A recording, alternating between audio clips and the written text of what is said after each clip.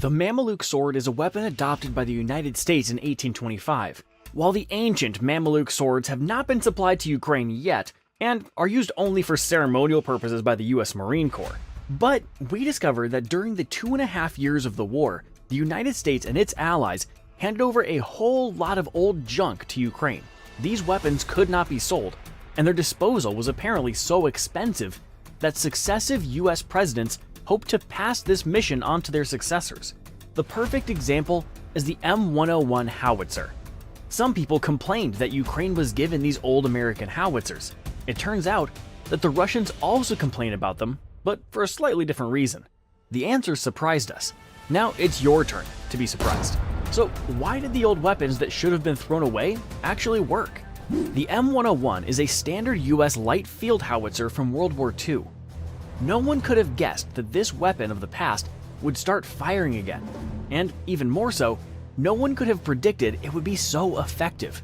The thing is that it is very light. The carriages of the first prototypes of the M1, which appeared in 1927, were adapted for towing by horses.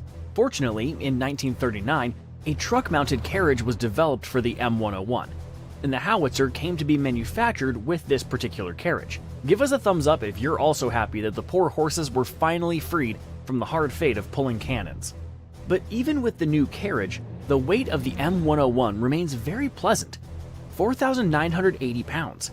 Any large off-road vehicle, let alone a Humvee or truck, can handle this weight. The carriage of this particular M1 is a bit lighter, because its frame has holes from the debris.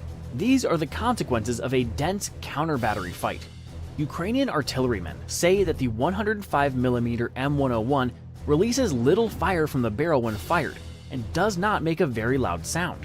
Therefore, the sound of the shot does not travel too far, and at night, it is impossible to see where the fire is coming from. Nevertheless, the risk of being detected is very high, which is why both Ukrainian and Russian artillerymen operate on the shooting and running principles. The M1 has a rate of fire of 4 to 5 rounds per minute. The range is 7 miles. In other words, the crews always operate near enemy positions, so they are always on the move. But does this howitzer have a future, or did the Ukrainian army get it by accident? Yes, there is a future. For example, Canada and Chile have modernized their M1s. The modernization includes the installation of a new Royal Ordnance barrel with progressive rifling and a new muzzle brake. And now these ancient howitzers can fire all existing types of 105mm ammunition, including the extended range projectile with the R0663A2 charge at a distance of up to 12 miles. It is not known whether Ukraine has received M1s with modernized barrels. That is, like 50, 100, and 200 years ago, explosions and debris kill, not blasters, to put it bluntly. A photo of an American 60mm mortar shell, the M768A1, was posted on social media. The Ukrainian military calls this munition a luxury. The point is that these mines are equipped with an M734 electromechanical fuse. Indeed, a genius invented this infernal thing. The last batch of these fuses was produced in the 80s. Then, the production of a more advanced electronic version, the M734A1, began. And although the old fuse has a 20-year service life, it still works ideally even 40 years later. Here are its features that are appreciated by the Ukrainian military. M734 has 4 modes: proximity air burst between 3 and 13 feet, near surface burst between 0 and 3 feet, impact burst on contact. Detonation occurs after 0.5 seconds. Delay after impact of 0.05 seconds in fuse explosive train before the shell detonates. The mode is selected manually, but the trick is that if one mode does not work, the fuse automatically switches to the next mode, and so on until the detonation occurs. And most importantly, the mine will not explode in case of a failed shot because the fuse is triggered after 100 yards of flight. Once again, even in the 21st century, explosions and debris are the ones that kill, not blasters.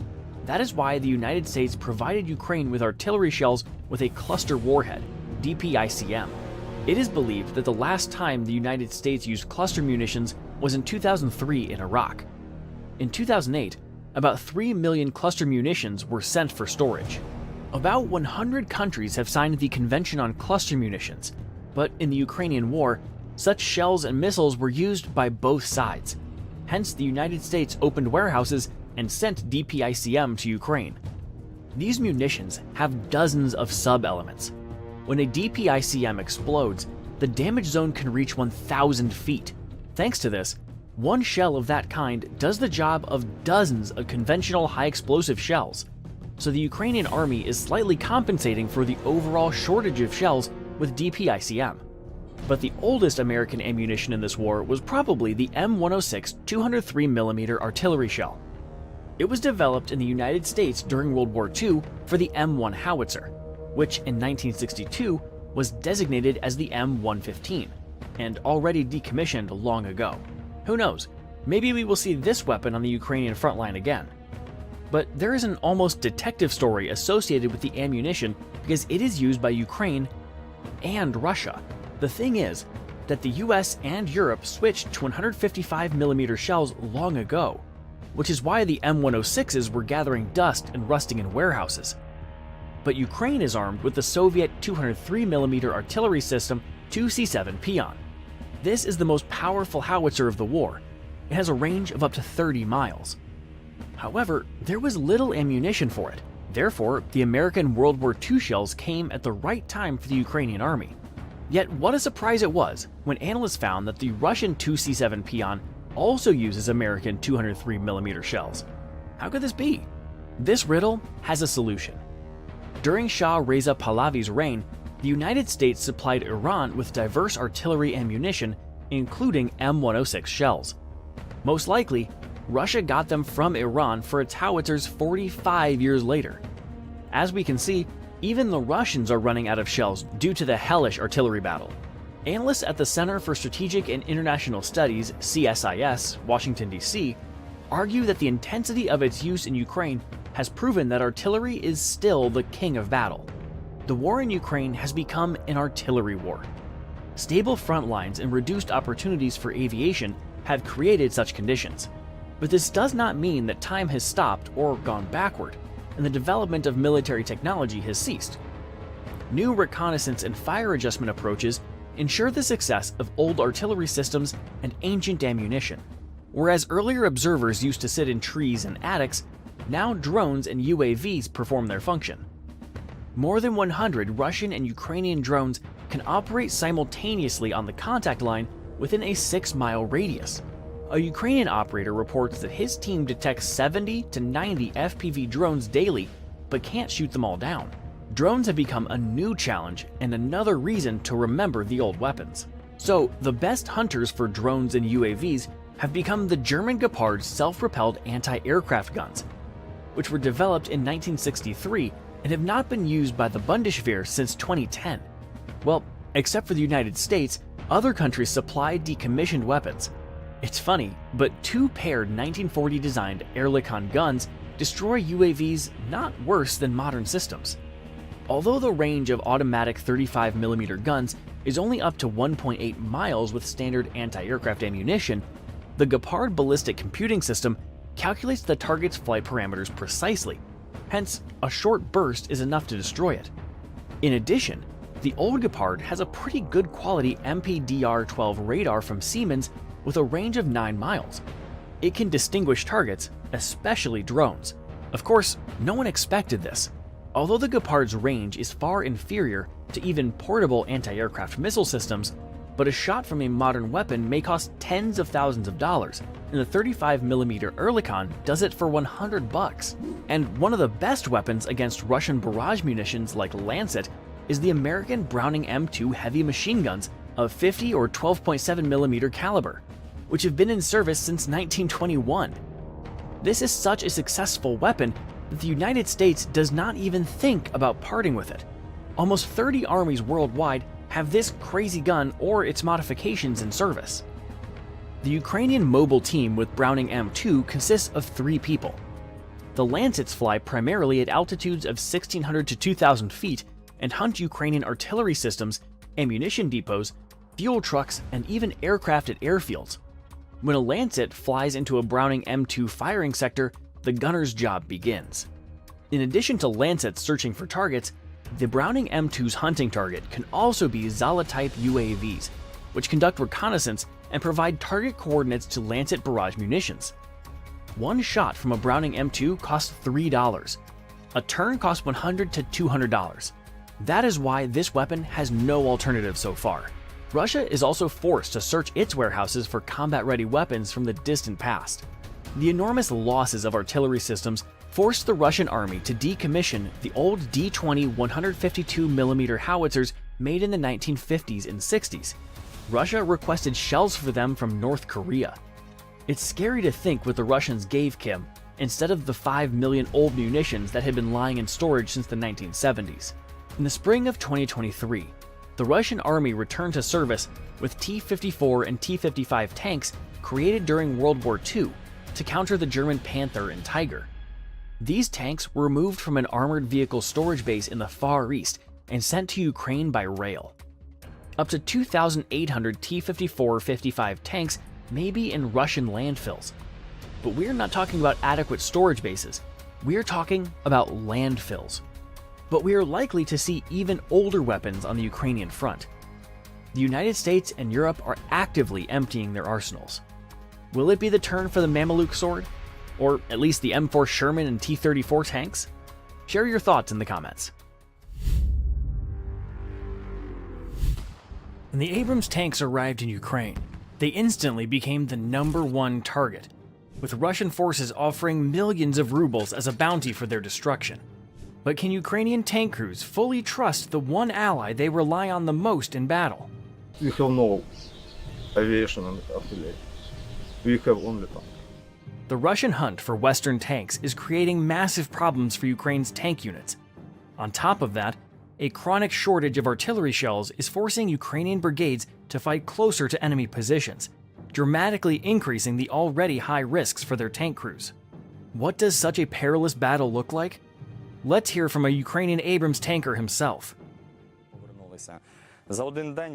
We've been hit a lot recently. A couple of weeks ago, for instance, during one combat sortie, we had 10 to 15 hits in a single day. The feeling is like, I don't know, somebody put a bucket over your head and started hitting it with a bat. But the bucket is much bigger, and the noise is way louder. This soldier was lucky, unlike the crews of the 47th Mechanized Brigade, who were the first to fight in the Abrams tanks delivered by the US. What happened to Ukrainian 1st Abrams tanks?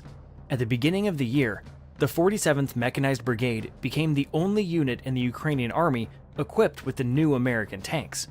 Before the Abrams arrived, the brigade had been using a few Leopard 2A6 tanks that had survived intense battles, but there simply weren't enough of them.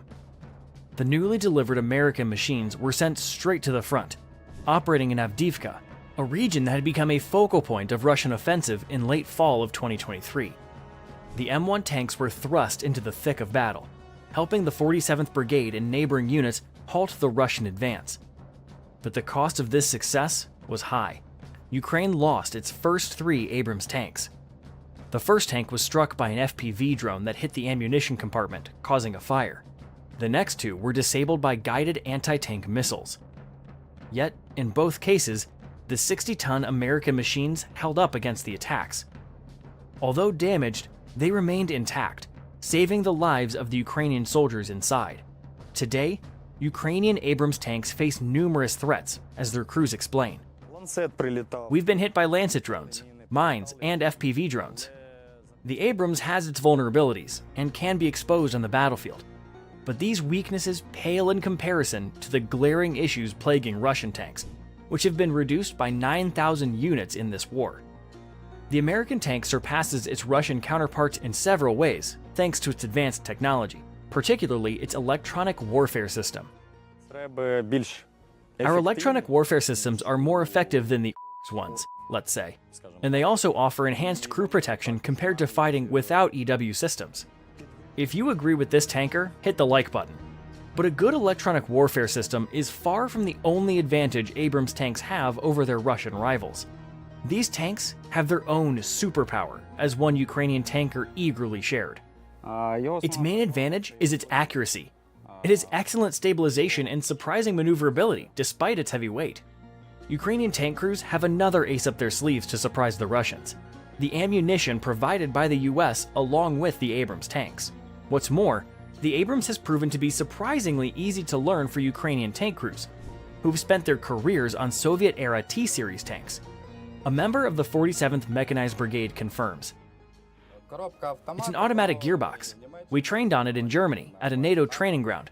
It's as easy as a scooter. Driving it is as simple as a scooter? Yes. But it wasn't just the mechanics of the Abrams that turned out to be easy to master. The gunner of a Ukrainian crew was equally surprised by how user-friendly the American tank is compared to Soviet machines. Did it take you long to get the hang of the system? The first time I saw the inside, coming from a T-64, I thought it would take a month to figure everything out, but it turned out to be incredibly quick. You could master it in about a week. The ease of operations, cutting-edge targeting systems, and its maneuverability all make the Abrams one of the most effective tanks in the Russo-Ukrainian war. But, as always, there's a catch. Against vehicles, if it were tank-on-tank battles, this would probably be the most successful model. But right now, these aren't tank battles. This shift in tank warfare tactics is confirmed by a 47th Brigade Abrams commander. You see, we don't fight in a way where it's just tank versus tank. If it were, there'd be no question. The Abrams would dominate. A T-72 wouldn't even come close. Today's warfare looks very different from what we've seen in movies like Fury. Tank-on-tank duels are rare. Want to learn more? Click on our video about modern tank battles. In reality, the primary threat to Abrams tanks isn't other tanks, but anti-tank guided missiles, HEGMs. While the exact number of Abrams tanks lost by Ukraine isn't confirmed, some pro-Russian outlets like Military Watch magazine claim that the Ukrainian army has lost about 20 Abrams. Meanwhile, more reliable sources like AP News report losses of only 5. Either way, this is a significant number, considering Ukraine received just 31 Abrams tanks in total. Most of the Abrams losses occurred due to Russian ATGMs, particularly the Kornet system. This isn't the first time Abrams tanks have faced such a threat. In 2016, Saudi Arabia lost 20 Abrams tanks in battles against Yemen's Houthi rebels. Back then, the Houthis destroyed one Abrams after another using Soviet-era wire-guided HEGMs with a range of up to 2 miles. The main cause of these losses was attributed to flawed strategies that failed to account for modern combat conditions. First, Saudi crews fired on the move instead of engaging from covered positions. Second, the tanks often operated without proper support, making them easy targets. Hopefully, you're finding it easier to hit that subscribe button for more accurate and timely information about the war in Ukraine. Like Saudi Arabia, Ukraine's Abrams tanks are forced to take significant risks due to a lack of artillery support and aviation, but that's only part of the problem. Another major issue is the armor. Ukrainian Abrams operators highlight this vulnerability. Unfortunately, our modification doesn't have the armor. That's its biggest drawback right now. As a crew and as a battalion, the first thing we'd like from our American partners is for them to provide us with dynamic armor to protect not just the sides, but also the turret. This would improve crew survivability. The problem lies in the fact that the US sent older M1 Abrams models to Ukraine, which lack modern depleted uranium armor and didn't include ARAT, Advanced Reactive Armor Tiles, kits. According to Military Watch, this is due to US export policies that restrict sharing sensitive technologies even with allies. So, what do you do when crew and tank protection become critical? Ukrainian forces found a solution using local adaptations. Tankers have been attaching factory-made Contact 1 explosive reactive armor blocks to their Abrams. These blocks have proven highly effective at providing protection. We decided to add our local boxes filled with Contact 1 protection. It's dynamic armor that saves us from cumulative jets, heavy impacts, or FPV drones. We've also added grids to the tanks, which protect us from FPV hits or mortar fire. Every part of the boxes covered by these grids has been tested and really helps. But is that enough to ensure combat readiness? Beyond armor, logistics and maintenance pose serious challenges. The Abrams runs on a gas turbine engine, which is notoriously fuel-hungry. It requires a full 500-gallon tank, burning approximately 1 gallon per mile on rough terrain and up to 10 gallons per hour at idle. Adding to the challenge, these engines are sensitive to contamination and prone to wear due to high temperatures and harsh operating conditions. This demands frequent maintenance to avoid breakdowns, which complicates their use in grueling combat. Even the smallest mistake can disable a $1 million engine, and the same goes for the Abrams advanced electronics, from independent thermal viewers to ballistic computers and other complex components. With such a limited number of Abrams tanks in Ukraine's arsenal, even waiting for repairs on a few units can cause significant problems. Ultimately, the Abrams' biggest issue is its quantity. Despite thousands of these tanks in service worldwide, Ukraine received only 31 units. However, on October 17th, reports surfaced that Australia plans to send 49 of its Abrams tanks, purchased from the US in 2006. While this number won't turn the tide of the war, every additional tank gives Ukrainian soldiers a better chance on the battlefield. Australia's Abrams tanks are the M1 A1SA models, equipped with modern targeting systems including thermal imaging, making them particularly effective in nighttime combat. Overall, these Australian Abrams are on par with the modern tanks delivered to Ukraine by the US in 2023.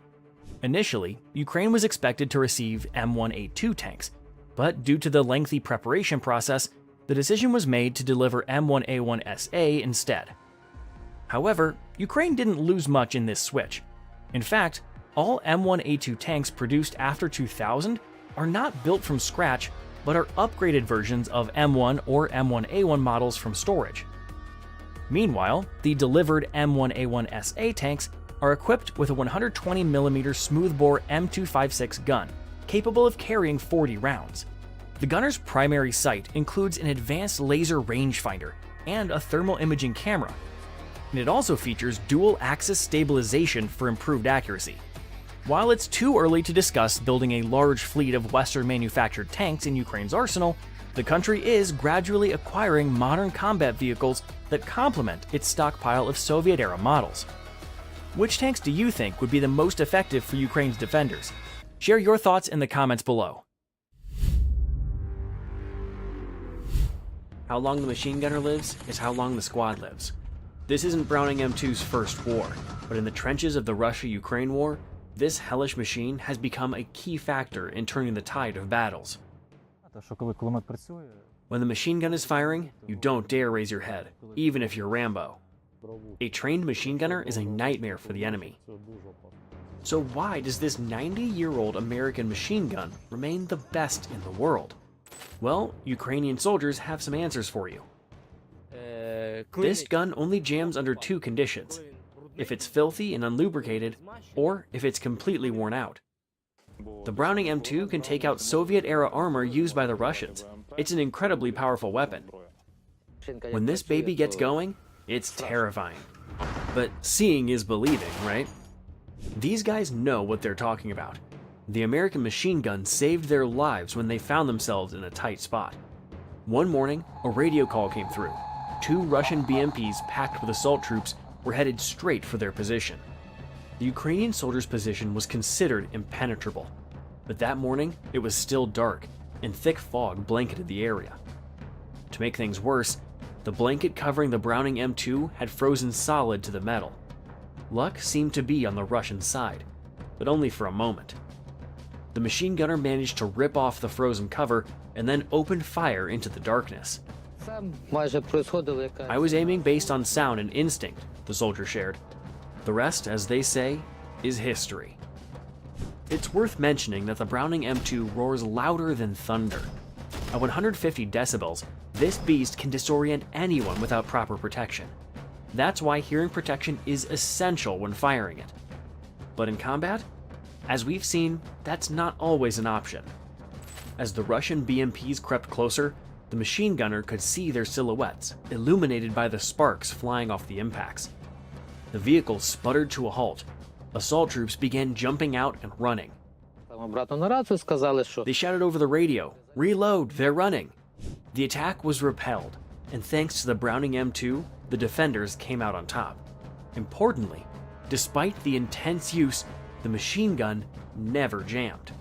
This weapon is unbelievably reliable. For infantry holding the line in trenches, the Browning M2 is the last hope. When bad weather grounds FPV drones, or poor visibility renders anti-tank systems useless, the sheer storm of hundreds of 12.7mm rounds can stop any light armored vehicle in its tracks. But have you seen what happens when a BMP catches fire and then explodes? The secret lies in the 12.7 by 99mm ammunition, and we're about to reveal it. One of the Browning M2's greatest strengths is the wide range of ammunition it can use. It was long believed that Ukraine was supplied with only 2 types of rounds for this weapon, but it turns out there are at least 12, like the Apostles. So, the Browning M2 and its 12 Apostles. Look closely. Each type is marked with a different color tip, but one of these Apostles is truly extraordinary and extremely rare. Enter the Mark 211 Raufoss round. This ammunition features an armor-piercing tungsten core and an incendiary compound inside. Upon penetrating the armor, the round detonates, spreading the incendiary material inside. Typically, only artillery systems use such destructive ammunition, and those are in much larger calibers. The Mark 211, however, delivers the destructive power of a 20mm cannon shell right out of a machine gun. Did you know there are machine gun rounds with explosive power? Hit like if you did. Congrats, you've passed the Browning M2 theory exam and are ready for the practical test. If you didn't, hit like anyway, because now you're officially in the class. By the way, the Mark 211 round is also wildly popular for sniper work with the Barrett rifle, because this machine gun can also be used as a sniper weapon. Here's how.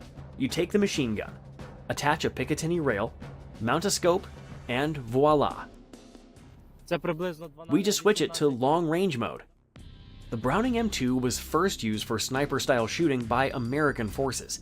Its effective range is 2,200 yards. But during the Vietnam War, US Marine sniper Carlos Hathcock turned his Browning M2 into a sniper rifle, setting a record that lasted until 2002 by hitting a target at 2,460 yards. With a fire rate of up to 635 rounds per minute, the Browning M2 delivers a storm of fire no sniper could match. Here's what happens when a group of soldiers walks into an ambush set by an M2 machine gunner. These Russian soldiers didn't stand a chance, as the machine gunner delivered precision fire. But the Browning M2 also allows you to fire accurately at targets you can't even see. Here's what that looks like. Indirect fire is when you shoot based on coordinates and azimuth. You don't see the enemy, and they don't see you. It's practically an artillery technique. The bullets arc over obstacles and hit the target directly. Now imagine that precision with a burst of dozens of rounds. The technique is impressive, but requires mastery of optics and complex calculations, not something every soldier can handle. Another standout round in this war is the one with the red tip, a tracer round. But wait, doesn't it reveal the machine gunner's position? Why risk firing tracer rounds if it could invite a counterstrike? The Browning M2 weighs 84 pounds, plus the tripod, and then there are the ammo boxes, each weighing 35 pounds. Carrying all this and switching positions every 2 to 3 minutes is no small feat, even with a strong and tireless assistant. But here's the thing, without tracer rounds, it's hard to imagine nighttime hunting. For drones. Every night, the Russians launch dozens, sometimes hundreds, of Shahed kamikaze drones over Ukraine, targeting critical infrastructure. And every night, Ukrainian crews head out on combat patrols. The intensity is really high right now. Air raid alerts go off daily, and there's a huge number of enemy UAVs over Ukraine. In flight, the Shahed drones emit a distinct buzzing sound, but shooting at them based solely on sound isn't practical. They're small and hard to hit. So first, the crew needs to locate the drone in the sky using thermal imaging. In the thermal scope, it looks like a red dot moving across the screen. Once the target is identified, they mark it with a laser designator. Target eliminated. Taking down a single drone often requires at least 100 rounds, an entire box of ammo. Reloading takes precious time, so the Ukrainians came up with a clever solution. We modified the ammo box to hold 200 rounds instead of 100. It's much more efficient. The crew typically arrives at the position in a vehicle, with the Browning M2 mounted on a tripod. In the turret? That doesn't seem to be standard issue either.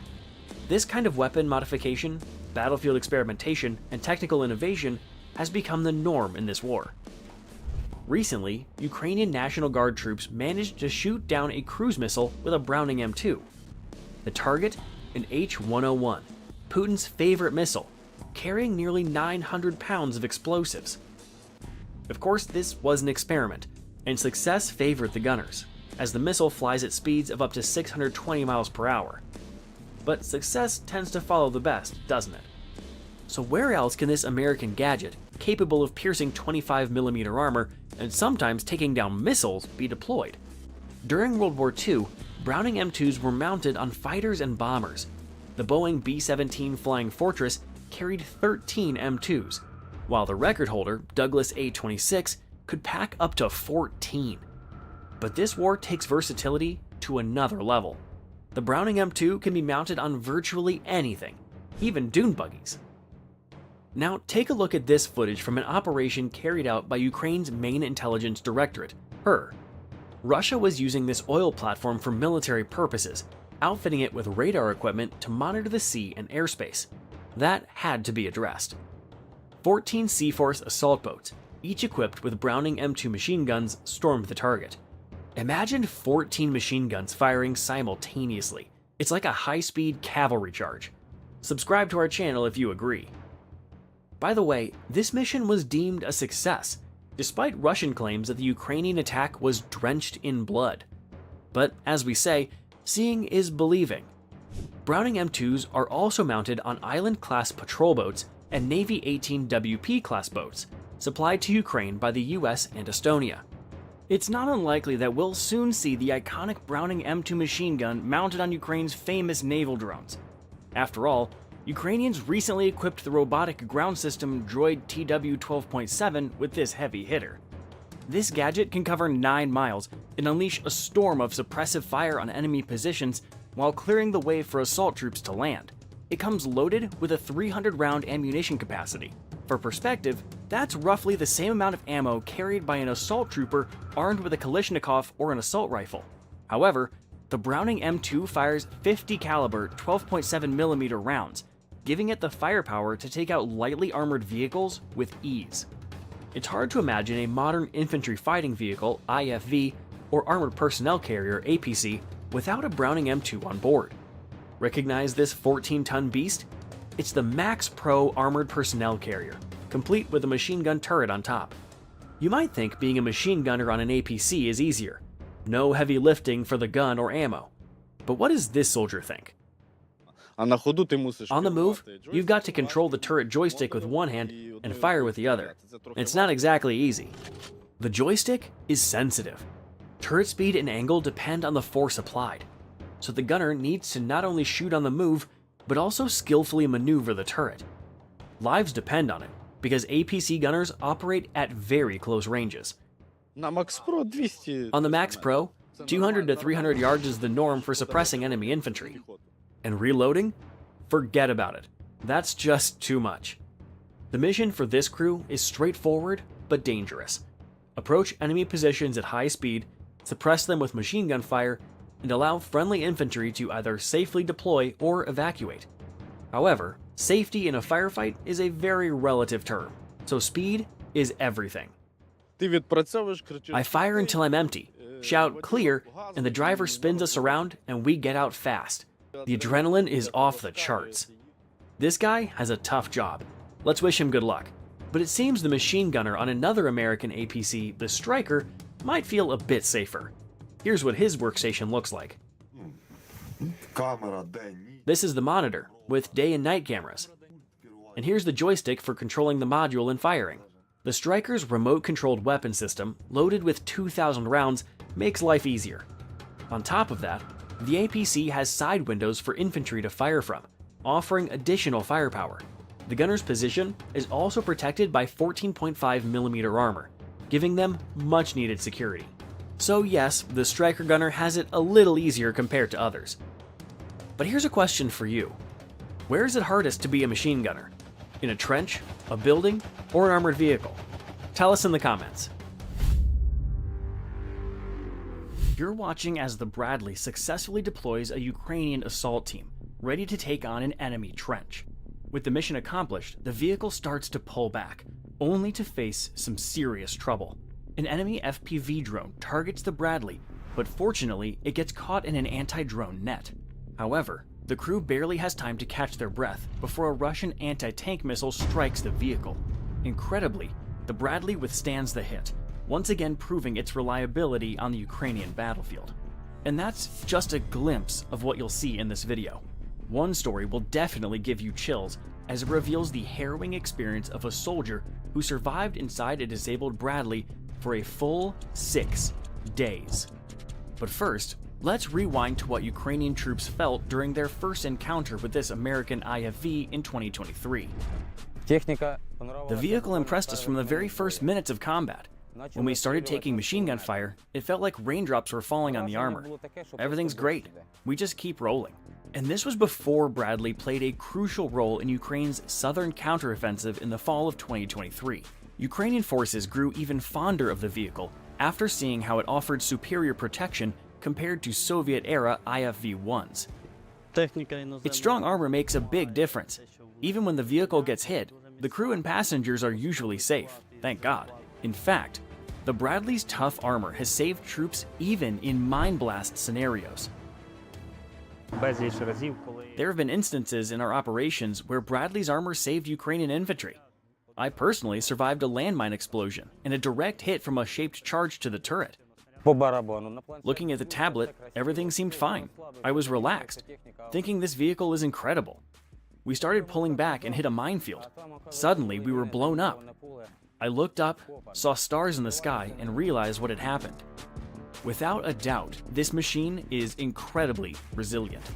Another field-proven testament to Bradley's reliability came from a Ukrainian soldier during one of the assaults in the summer of 2023. One vehicle took a hit on the left side near the driver. The armor got torn off, but I didn't even realize it had been hit until I got out and saw the damage. The hull cracked, but nothing catastrophic happened. Hit that like button if you're as impressed by the strength of American Bradley as this soldier. However, no matter how durable Bradleys are, the intense fighting on the Ukrainian front takes a toll on these vehicles. But according to soldiers of the 47th Mechanized Brigade, Bradleys are relatively easy to repair compared to their European counterparts. It hit a mine. We pulled it out, repaired it, and in 3 to 4 days, it was ready to perform missions again. Although, because of the harsh realities of the Ukrainian front, Bradleys cannot unleash their full potential. The reason? Mines. A hell of a lot of mines. We haven't yet been able to fully utilize its firepower because all our actions are restricted by the sheer number of minefields. The vehicles can't operate confidently in open terrain when mine clearance hasn't been fully carried out. This limits their movement. Right now, most of the time, Bradleys serve as a cover from a safe distance or to deliver personnel securely. If we operated in areas with fewer mines, I can confidently say we'd advance much further. Yes, tragically, the southern part of the Ukrainian front is very heavily mined. During counteroffensive attempts in 2023, Ukrainian troops often faced the impossible, advancing through minefields without even being able to wait for sappers. All fields are heavily mined with both anti-tank and anti-personnel mines. Unfortunately, we end up clearing these fields with our own feet because sappers don't always have the opportunity to clear a path for us. As one soldier from the 47th Brigade points out, these vehicles could deliver significantly better results in battles on other parts of the front, like Donetsk and Lugansk regions, where the mining situation isn't as dire. Despite the challenges of navigating minefields, the Bradley IFV continues to play a crucial role in countering Russian armor. Its robust armor and firepower make it an effective adversary, even against Russia's most advanced tanks. Take this video from January 2024, which went viral worldwide. Near Avdiivka, a Bradley destroyed Russia's most powerful tank, the T-90M Prorив. What's even more remarkable is that this battle took place at a very close range, as described by the Bradley operator who took out the cutting-edge Russian tank. The distance was about 200 meters, but when we first approached it, it was around 150 meters. No wonder the Bradley is often called a tank killer. If you want to see even more impressive victories featuring Western heavy weaponry, make sure to subscribe to our channel. The Bradley also took down a T-80 near Novokoprovsk using a TOW-2B anti-tank missile from nearly a mile away.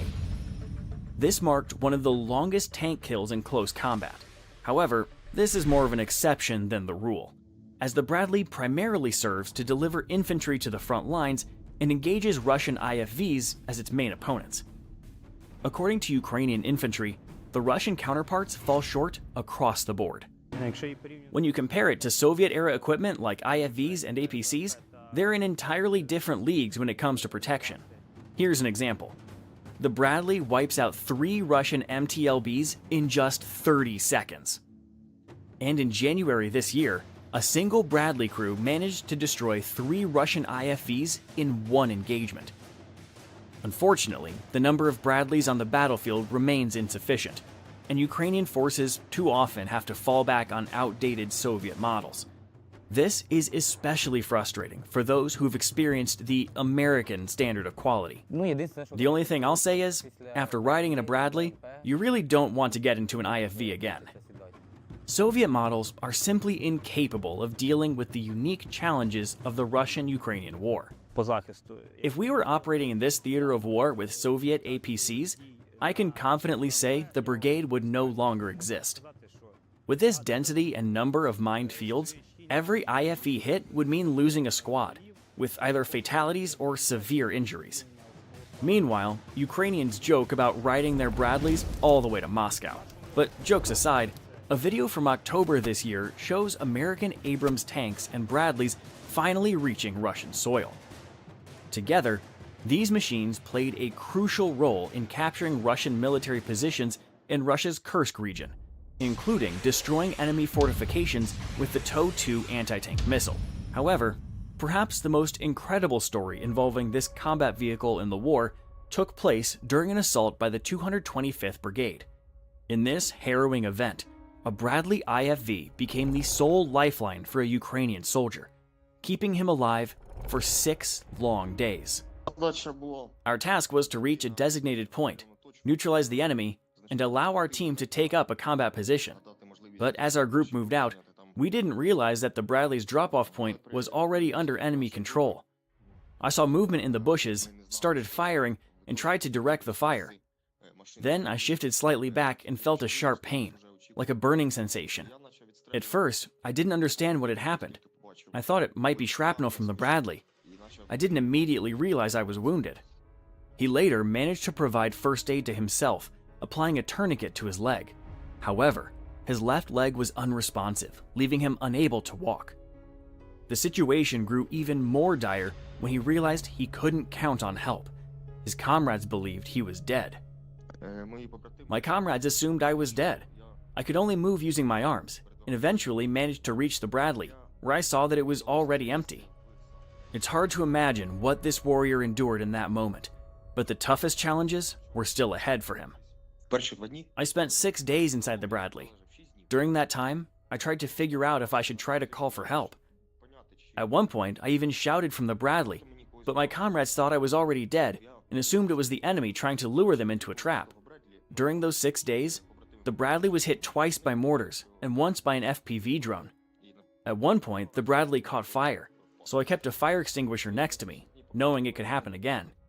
I decided to crawl out on my own. Over time, I tried to learn the patterns of when enemy and friendly drones would pass overhead. When I finally got out, I was lying outside the Bradley and started crawling. At this point, his goal was to reach his comrades, but the journey was excruciatingly difficult. I crawled for about 3 hours, covering roughly 7 yards. Every 5 to 10 minutes I shouted, telling them it was me. At that point, I didn't care anymore. I wasn't even sure if they were friendly forces, but I just wanted to reach someone. If they weren't my comrades, at least they would put me out of my misery instead of leaving me to suffer. Despite the constant drone activity, the raging battle, and the grueling crawl, he eventually made it to his comrades. When I shouted my call sign for the last time, saying that I couldn't crawl anymore because my leg was broken, I heard the voice of one of my comrades. This soldier was rescued and is now undergoing treatment. He survived thanks to incredible willpower and the toughness of the Bradley Fighting Vehicle. Could he have survived in any other IFV or APC? Share your thoughts with us in the comments. In the first months of the invasion, Russian aviation outnumbered Ukraine's by 5-1. But soon, more and more videos began to show damaged Russian Su-25s barely making it back to their airfields. Wondering who helped them with it? Well, that happens when a 1,400 American Stinger man-pads hits the battlefield. Of course, using weapons from the 80s comes with its own quirks, and who better to explain that than the Ukrainian soldiers who have personally felt the burden of the Stinger on their shoulders. There wasn't even a chance for them, the Russians, to escape, shares a soldier with the call sign SVAT, reflecting on the weapon's impact. The war in Ukraine is currently the hottest conflict zone in the world, where American weaponry is undoubtedly useful. So, to help Ukrainians take down even more enemy pilots, the United States provided them with 3 different Stinger modifications. The first is the man-pads version. The second is the FIM-92 Stinger DMS, and the third is the Avenger SAM system. All of them are now active on the battlefield. Here's what the soldiers have to say after putting them to use. It's a very effective piece of gear. If we'd had it back in 2014, the skies would have been a lot clearer than they are now, says Soldier Alexander, speaking about the FIM-92 Stinger man-pads. And this senior soldier with the call sign Lawrence shot down a Su-25 on the first try. It was my first experience, my first launch. Hit that like button if you want to see more spot-on shots like these for Ukraine. After all, it takes 5 weeks of training and practice on a laser simulator to learn how to operate a FIM-92 Stinger. At the start of the war, Ukrainians didn't have that kind of time. So what was their workaround? I'd never even handled one, a Stinger, before. No shooting experience whatsoever.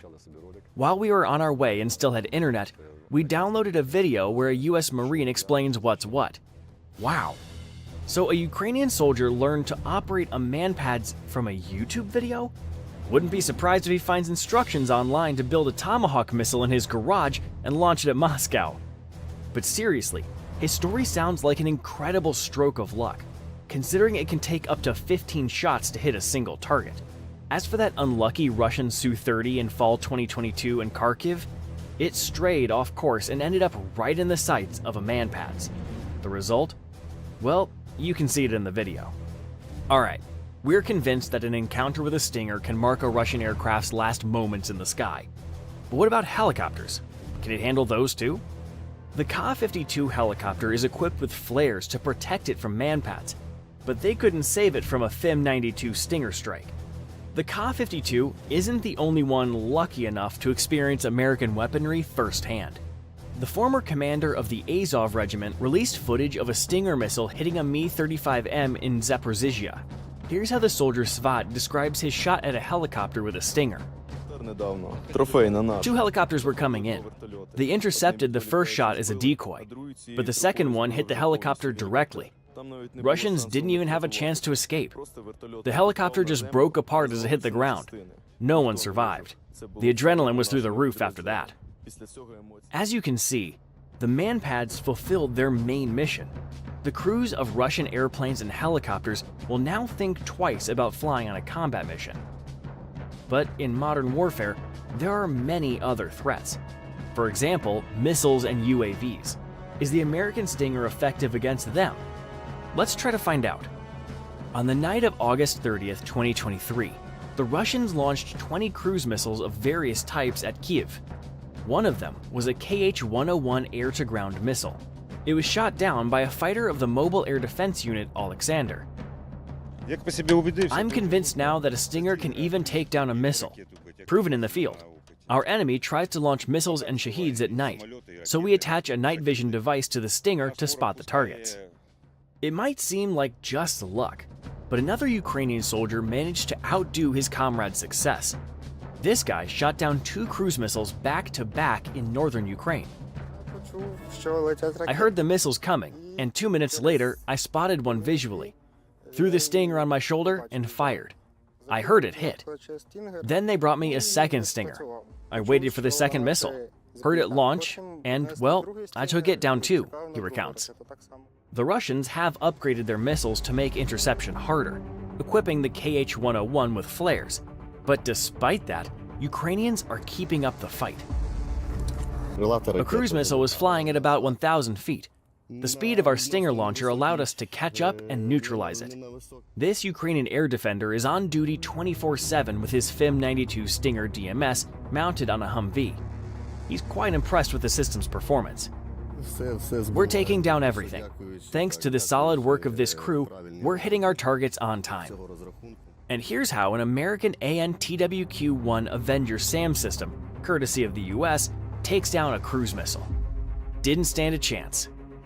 But there's still another aerial threat: Russian UAVs. How will the Stinger handle them? During another attack on the Kyiv region, Ukrainian air defense operator Alexander shot down a Russian Shahed-136 UAV with a single Stinger shot. Meanwhile, Marines from the 38th Brigade destroyed 7 enemy strike drones in just one night. Impressive. So how was the FIM-92 Stinger proven so effective in modern warfare? The key lies in its cost effectiveness. Its price tag is far lower than the targets it takes out. Let's look at how this plays out with a Ukrainian crew in action. Air defender Alexander has destroyed 12 aerial targets, marked by painted tridents on his Humvee. His tally includes 2 Su-25s, 2 Ka-52s, 2 Shahed-136 UAVs, and 5 Orlan-10 UAVs, a combined worth of approximately $57.7 million. Typically, taking down one target might require up to 15 missiles. Assuming the maximum of 15 missiles per target, that's around $27 million in costs, still only half the value of the Russian equipment taken down. With 1,400 FIM-92 Stinger manpads now on the battlefield, Ukraine's air defenses have been significantly strengthened, proving their edge over Russian weaponry. It's chilling to imagine what could have happened if these systems hadn't been delivered on time. Ukrainians couldn't have sourced a comparable number of Soviet-era Igla manpads, and even if they had, would they be as effective in modern warfare? The question is rhetorical.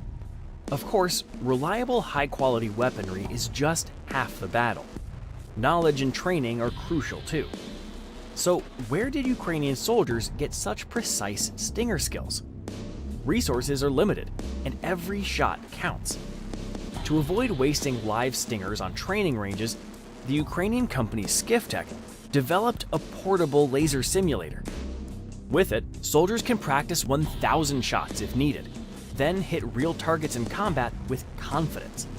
The device can be used on ranges in various weather conditions. For example, this soldier, along with his commander and a comrade, is practicing shooting down a drone in open, windy terrain. While one soldier pilots a DJI Mavic, another identifies the target and fires with a simulated shot. Ready for combat. Target search. Target in sight. Azimuth 230. Target is isolated. Destroy it. Target locked. Fire.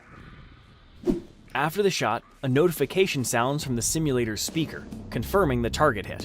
This lets the instructor begin analyzing the results on a tablet. Here's what he says.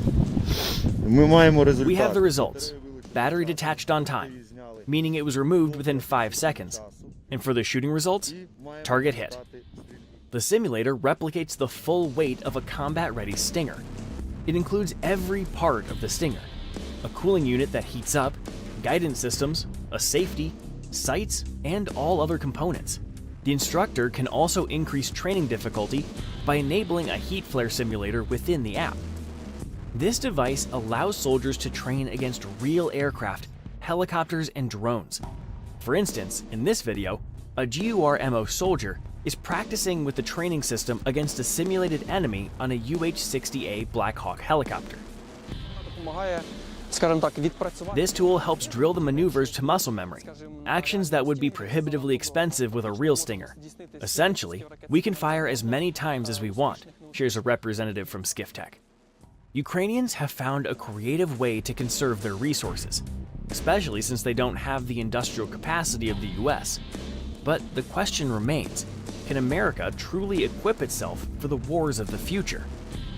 As experience has shown, the war in Ukraine is the largest armed conflict of our time, where Russia deploys every weapon type except nuclear. The fighting is so intense that manpads are practically considered expendable. Ukrainians are shooting down dozens of targets daily. Their experience has made one thing clear. It's not just Ukraine or even NATO allies who might face a shortage of Stinger missiles. Believe it or not, the United States hasn't built a new Stinger missile since 2005. The terrorists US forces fought didn't have jets, helicopters, or large numbers of drones. To replace the 1,400 missiles sent to Ukraine, the Pentagon signed a $624.6 million contract to produce new Stinger missiles in Tucson. Without the Ukrainian aid packages, the Stinger production line might have stayed dormant until a conflict around Taiwan sparked it back to life. According to the Pentagon, it will take about 2.5 years to get the first units off the production line. Why so long? Several components for these manpads are no longer in production, meaning new ways to restart and expand manufacturing are needed. It was only during the fighting in Ukraine that the US recognized and began addressing this issue. One temporary solution to replenish US stocks has been refurbishing out-of-service missiles. Thanks to this, 1,900 missiles have been returned to Army warehouses for training and combat. This approach not only saved the US $50,000 per missile, but also allowed for increased support to allies. In the Russia-Ukraine war, the Stinger hasn't just gotten a second life. It's proven the effectiveness of manpads as a weapon class, even in extreme conditions. Could you imagine, in any other conflict, fighters with a Stinger on a boat shooting down a Russian Su-30 SM jet? In Ukraine, this became possible thanks to Western weaponry and the expertise of the main Directorate of Intelligence's operatives. The Pentagon has closely examined these lessons and drawn conclusions that US adversaries won't like. The government has contracted the production of new Stinger missiles and the development of a modern replacement. In doing so, the US will bolster its own security and assist allies waiting for this weaponry to strengthen their defenses.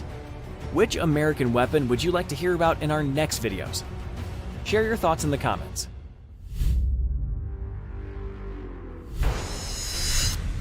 These are the aftermath of strikes delivered by American HIMARS rockets. We always hit with sniper-like precision. Yeah, even if you think you've got balls of steel, a 227mm HIMARS rocket will strike them dead on. At first glance, it might seem like this equipment could be repaired or maybe scavenged for parts. But take a closer look. See those 180,000 tiny tungsten carbide fragments? They sliced through metal like it was paper.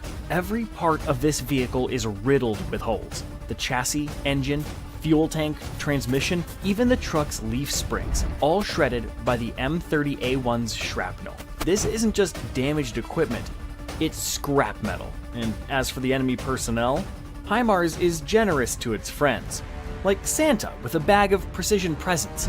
But for enemies, surviving a hit from these rockets would require divine intervention. Seriously, it's like being hit by a celestial shotgun blast. Who could walk away from that? I first saw a fireball, then, in an instant, the entire clearing was littered with bodies. I've never seen anything like it in my life. When this Russian soldier's comrades arrived at the strike zone, it was silent. Too silent. The kind of silence that only comes with death. That's the work of another HIMARS projectile, the GLMRS M30. Its cluster warhead carries 404 M101 dual-purpose submunitions, designed to tear through both armor and personnel. What's left after a strike?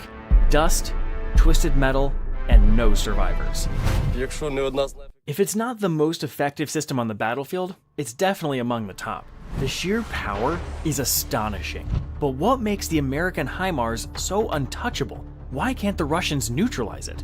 The first standout feature, HIMARS boasts an arsenal of over 10 different types of rockets. That's right, no other MLRS in the world comes close. Which specific munitions are being sent to Ukraine remains classified, hidden even from the Washington Post. But don't worry, we'll lift the curtain a little. You've already seen the destructive beauty of cluster munitions and tungsten-packed warheads, but the first HIMARS strikes in Ukraine during the summer of 2022 pointed to a different payload altogether. Nearly all Russian targets hit in the first weeks of HIMARS deployment were 25 to 50 miles behind enemy lines. Many Russian ammo depots and troops were annihilated. In just a few days, around 20 major depots were obliterated. Most went up in flames, with their entire stockpile of shells and rockets detonating in spectacular fashion. These strikes were courtesy of the GMLRS with a high explosive warhead, tailor-made for such missions. But how did the Russians let this happen? It boils down to logistics. Russia relies almost exclusively on railways to supply ammunition to the front. The munitions are then stored in depots conveniently located near railway stations. Here's the catch. These depots have fixed and easily identifiable coordinates, and HIMARS rockets, guided by a 24-channel GPS receiver using ultra-secure communication links, don't miss fixed targets. Intel on depot locations is straightforward. Reconnaissance can track the trucks loading up munitions to supply frontline units, and then all you need to do is input the target's coordinates into the computer, press a few buttons, and launch the missile. Now imagine this. Loading these Russian depots takes hours, because, get this, Russian soldiers load ammo by hand. While they're sweating it out, satellites from every nation with eyes in orbit have all the time in the world to capture the scene. There's no way to hide this slow-motion disaster, and so the depots go sky high. Sure, credit also goes to American satellites for pinpointing the targets, but HIMARS was the ace in Ukraine's hand during its first counteroffensive in eastern Ukraine. With the depots destroyed, Russians can't blanket our infantry and artillery with fire anymore. HIMARS fits perfectly into the maneuver warfare doctrine embraced by Ukraine's military. These systems can strike anytime, anywhere. We can execute missions on any terrain, in the field or on the road. It makes no difference. But here's the real kicker. The actual circular error probable for GMLRS turned out to be 2 to 3 feet, far better than the 23 feet guaranteed by Lockheed Martin. In other words, HIMARS rockets are even more precise than expected. That's a game-changing advantage. And hey, if you think that's impressive, hit that like button. This bold plan was born in Kyiv to liberate Kherson in southern Ukraine. The operation became the crowning debut of American HIMARS, and now you'll understand why it would have been impossible without these systems. Kherson was the only city on the right bank of the Dnipro River that the Russian army occupied in 2022. The Russians had dug in, building strong defensive positions and fortifications. Attacking these with infantry and tanks was near impossible. Why?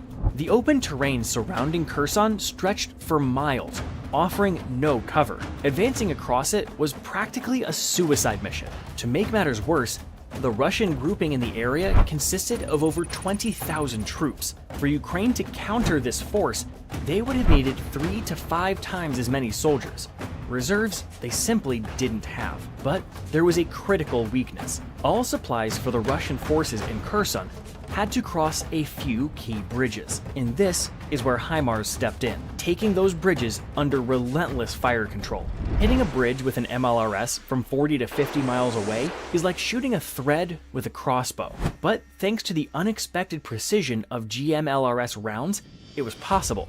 The computer shows us when we're in position to hit the target. The commander gives the order, and we launch.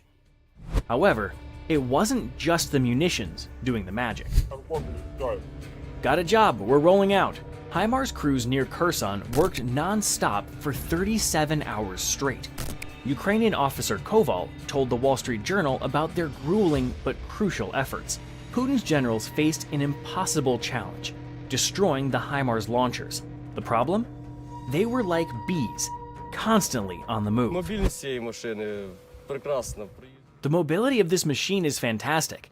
It can go anywhere, and on the road, it reaches very high speeds. That's why we were able to change locations so quickly. By mid-October 2022, movement across Kherson's bridges was almost completely halted. Ukraine used GMLRS M31 rockets with high explosive warheads to achieve this. While these warheads couldn't completely destroy massive bridges, 200 pounds of explosives isn't enough to demolish such structures. The solution was simple. Instead of trying to obliterate the bridges, Ukrainians targeted the roadways, making craters faster than Russian engineers could patch them up. GMLRS rockets punched hole after hole in the pavement, day after day. And guess what? It worked. To avoid a complete disaster, the Russians were forced to retreat to the left bank of the Dnipro. Had they failed to do so, the war might have taken a dramatic turn, as most of the 20,000 Russian soldiers would have either been destroyed or captured. Putin lost face withdrawing his troops from Kherson, but in doing so, he saved his army. Meanwhile, Kyiv celebrated a victory that likely wouldn't have been possible without HIMARS. Ukrainians themselves acknowledge this. We used to fight with outdated Soviet-era weapons. Now we finally have modern, powerful systems that can lead us to victory. Working with HIMARS is an honor for every member of our battery. Such precise and advanced equipment brings us closer to victory. By now, every Ukrainian knows the name of this American rocket artillery system. But you're probably wondering, why didn't the Russians shoot down the GMLRS rockets? Here's the thing, the Russians tried to intercept them from day one of the HIMARS mission in Ukraine. Footage from the Kherson operation shows Russian air defense systems launching interceptors, but all attempts to take down GMLRS rockets failed.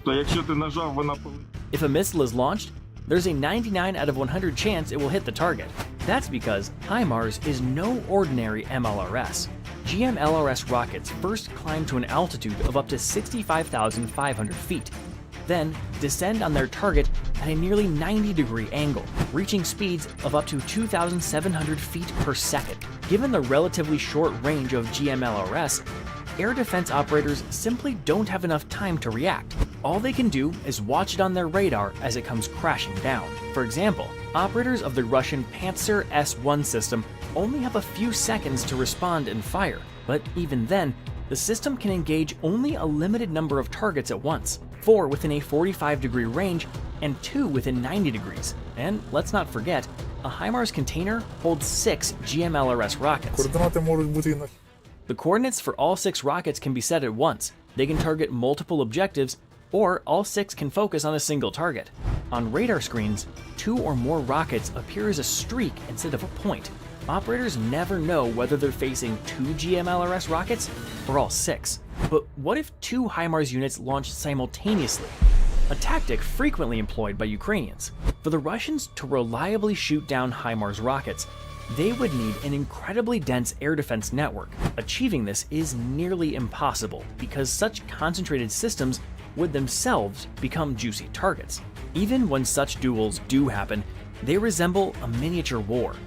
Take, for instance, the Ukrainian attack on Kursk, a city shielded by dozens of air defense systems. The Ukrainian forces deployed a buffet of weaponry: Storm Shadow missiles, mauled decoys, HARM anti-radiation missiles, GBU bombs, and HIMARS systems. The strike also involved Su-24 and Su-25 jets, 2 F-16s, 2 MiG-29s, and even FPV drones. The skies were packed. Now imagine the chaos on the radar screens of Russian air defense operators. How exactly this Ukrainian orchestra coordinated its efforts remains a mystery, but the operation managed to hit the largest communications hub in the region. The result? Even Russia's advanced air defense systems couldn't withstand a multi-pronged, diversified attack. To counter HIMARS specifically, the Russians sometimes resort to full-scale GPS signal jamming. But here's the catch: these powerful disruptions also affect their own troops. As a result, such jamming is limited to specific areas and short durations, making it far from a reliable solution for neutralizing HIMARS. This forced Russian forces to relocate their depots and command centers out of GMLRS range. Only then did the US agree to supply Ukraine with another powerful munition from the HIMARS arsenal: ATACMS, Army Tactical Missile System. If you think this should have happened sooner, hit that subscribe button. Here's the kicker: ATACMS takes HIMARS to an entirely new level, transforming it into a tactical missile system with a range of up to 186 miles. This isn't just an upgrade, it's a game changer. Imagine Floyd Mayweather moving up a weight class and still dominating as champion. ATACMS quickly earned a reputation as the ultimate slayer of Russian S-400 and S-300 systems. But what about other rockets in the HIMARS arsenal that have proven themselves in Ukraine? So far, we haven't seen the GMLRS-ER extended range rockets in action. These upgraded versions of the GMLRS can strike targets up to 93 miles away, nearly doubling the original range. We also haven't witnessed the new PRSM, Precision Strike Missile, which boasts an impressive range of 310 miles. These are expected to gradually replace MGM-140 ATACMS tactical ballistic missiles. Fingers crossed for their debut. Clearly, the full potential of the HIMARS system in Ukraine has yet to be unleashed. This is why the Russians are desperate to destroy the launchers themselves to take them out of the game for good. But that's easier said than done. First, Ukrainian crews are exceptionally well trained. Our partners took our training very seriously. Second, HIMARS systems primarily operate at night, swiftly changing positions after firing. Reloading the system takes just 5 to 10 minutes. With our speed, the chances of catching us are next to zero. Third, HIMARS is well protected. The launcher module and fire control system are mounted on a sturdy truck chassis, with the cabin and undercarriage reinforced with armored steel plates. This makes it capable of withstanding blasts from several pounds of explosives. So far, not a single HIMARS has been destroyed. Well, except for a few wooden ones. Wait, what? Wooden HIMARS? Yes. Ukrainians have been deploying decoy models in forests to confuse the enemy. It wouldn't be surprising if Putin is being briefed on their destruction. In reality, around 40 HIMARS systems have been delivered to Ukraine by the US since the war began. The exact number in active service or under repair is unknown. However, we've seen footage of a HIMARS damaged by a mine and sent back to the US for repairs. Notice how the wheel is blown off, but the cabin remains intact, meaning all 3 crew members, the operator, driver, and commander, survived. Here's another clip showing a Russian Lancet drone strike on a HIMARS after it had completed its mission. As we can see, the drone's 6.5 pounds of explosives weren't enough to destroy the system. This launcher is likely headed to the US for some treatment as well. The first possible destruction of a HIMARS occurred 622 days after they debuted on the battlefield. During that time, Ukrainians managed to destroy 767 Russian MLRS systems. Not a bad score, wouldn't you say? But is there anything in the world more advanced than this American rocket system? The Russian Uragan? The Chinese WS-2D? Or maybe the North Korean KN-25, which boasts a confirmed range of up to 250 miles? Drop your pick in the comments, and we'll create a head-to-head battle video between HIMARS and the